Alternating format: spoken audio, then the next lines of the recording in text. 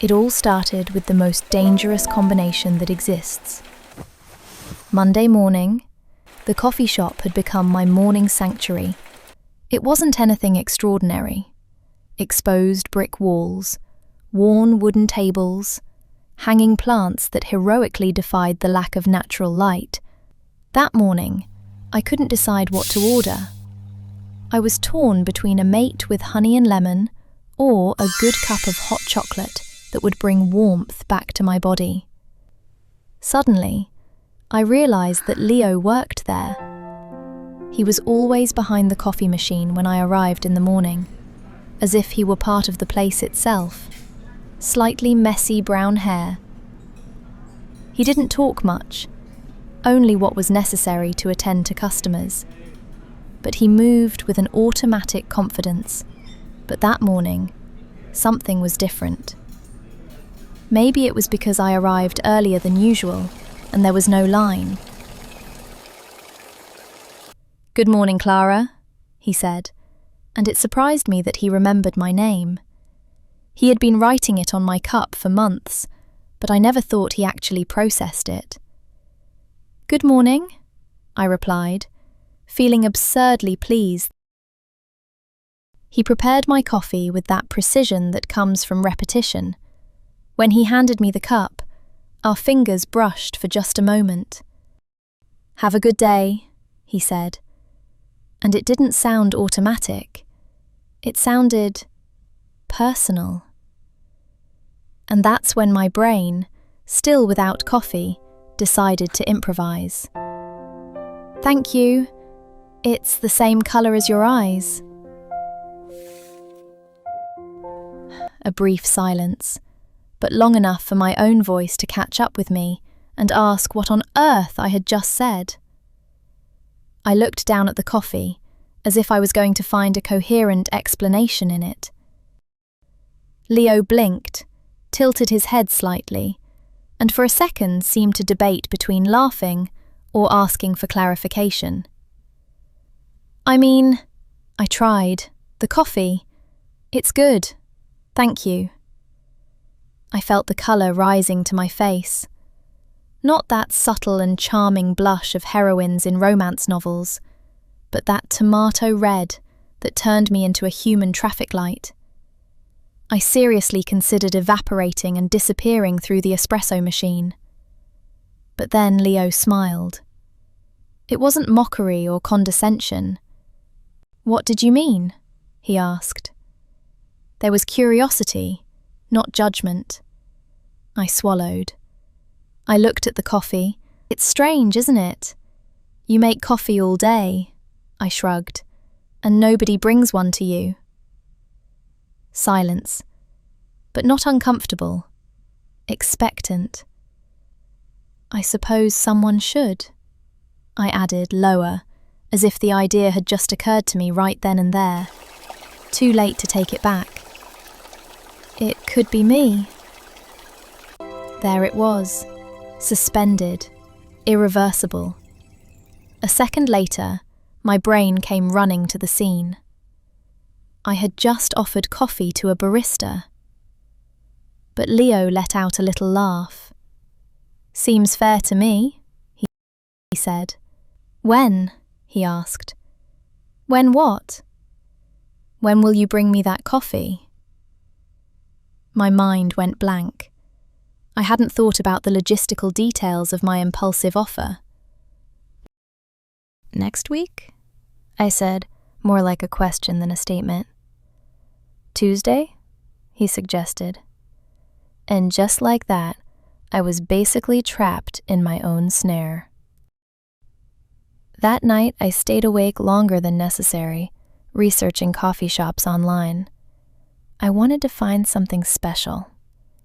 After an hour of obsessive searching, I found something that could work. Tuesday came, and I arrived early. Leo was waiting for me. When he saw me walk in, that smile I was beginning to know lit up his face. "Punctual," he said. "I like that in a person."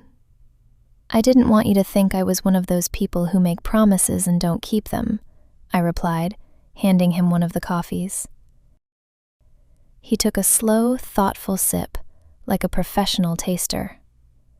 He closed his eyes for a moment, and I could see him processing the flavors. "This is really good," he murmured. "This is incredible. Do you have time to sit down? I know a park nearby."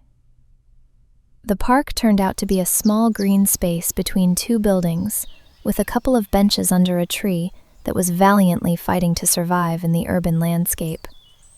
We sat side by side, and for the first time we had a real conversation. He told me he'd been working at the coffee shop for 3 years, that he had studied literature but never finished his degree because he fell in love with music. I told him about my job in digital marketing, how I had ended up there almost by accident after studying communications. "Do you like what you do?" he asked. "I like to eat," I replied, and he laughed. "No, seriously.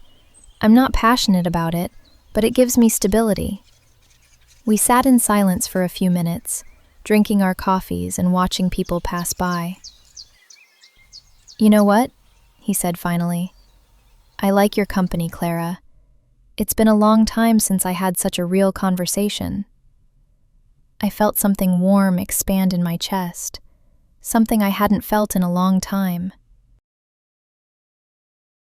With each Tuesday that passed, I felt something changing in me. I looked forward to those meetings with an anxiety that bordered on dangerous. His coworkers started to notice. One morning, when I went in for my daily coffee, the barista on the morning shift, a girl named Raven, winked at me and called toward the back. "Leo, your coffee girl is here." He appeared from the stockroom with a smile that seemed to light up the entire place. "She's not my coffee girl," he told his coworkers. "She's my coffee friend. There's a difference." "I have news," he said before even sitting down. "Good news?" "Incredible news. We got a date at El Sotano. It's a small place, but super cool, and a lot of talent scouts go there. This could be our shot." "Leo, that's fantastic!" I exclaimed, and my enthusiasm was real. "When?" "Next Saturday. And I want—" He paused briefly, as if testing the ground. "For you to come." My heart skipped a beat, or 3. "Really?" He nodded, and for a second held my gaze longer than usual. "Yes, because—" He exhaled gently. "I like having you around." I felt something tighten and release at the same time, as if my body didn't quite know how to react to something so simple and so direct. "Besides," he added with a half smile, "I look for you in the crowd. And when you're not there, life takes on a gray color." That's when he completely disarmed me. "I'll be there," I said, this time without hesitating. "Great," he replied. That night I stayed awake until 3 in the morning, planning what to wear to the concert. Saturday arrived and I got to El Sotano with a mix of nerves and anticipation that had my stomach in knots. The place was exactly as I'd imagined it. Brick walls, dim lighting, a long bar, and a small stage in the back. There were already quite a few people, and I was surprised by the number of girls who seemed to be there specifically for Leo. When Los Icos Rotos stepped onto the stage, I felt a pang of pride, as if their success were somehow mine too. Lost inside a crowded room, stumbled right into your view, and all my cool was on the floor. Never felt this way before. My clumsy heart just flew. It flew. That song was about me, about us, about our clumsy first meeting and everything that had grown from it. They finished the set, and then came down off the stage amid applause and shouts. I waited. I knew Leo would look for me, that he would come toward me, that something would finally happen. When I saw him in the crowd, my world stopped. He was with another girl, a beautiful girl. He hugged her the way someone hugs a person they've been waiting all concert to reach, and then he kissed her. It wasn't a casual kiss, the kind you exchange with someone you just met at a bar. The floor opened up beneath me. All the magic of the night, all the hope I had been building for months, collapsed like a house of cards in the middle of a hurricane. I turned around and walked out. I couldn't stay a single second longer. I couldn't face the moment when Leo would see me, introduce me to his girlfriend as my coffee friend, and I would have to pretend I was fine, that I hadn't just been shattered into 1,000 pieces. Sunday, I slept until 2 in the afternoon. Not from exhaustion, but because waking up meant facing the reality of what had happened. I didn't know what to say. How do you explain to someone that they broke your heart without even knowing it? Wednesday morning, when I went in for my daily coffee, because no matter how broken my heart was, I still needed caffeine to function. Leo was waiting for me. "Clara," he said, and there was genuine concern in his voice. "Are you okay? You didn't show up yesterday, and you're not answering my messages." "I'm fine. I've just been busy." "Did I do something wrong?" he asked. "Because if I did, I don't know what it was, but I'm sorry." And that was the drop that overflowed the cup. His sincerity, his genuine confusion, hurt more than if he had been cruel or indifferent, because it confirmed what I already knew. Leo had never deceived me.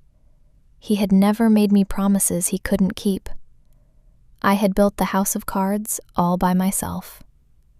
"You didn't do anything wrong," I told him.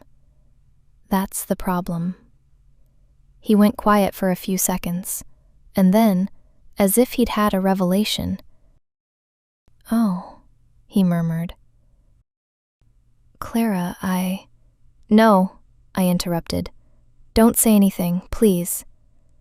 "I need to explain." "You don't need to explain anything to me," I said. "You never lied to me. I was the one who interpreted things that weren't there." "Clara, you're incredible, but you have a girlfriend." I finished his sentence for him. "I know. I saw her last night."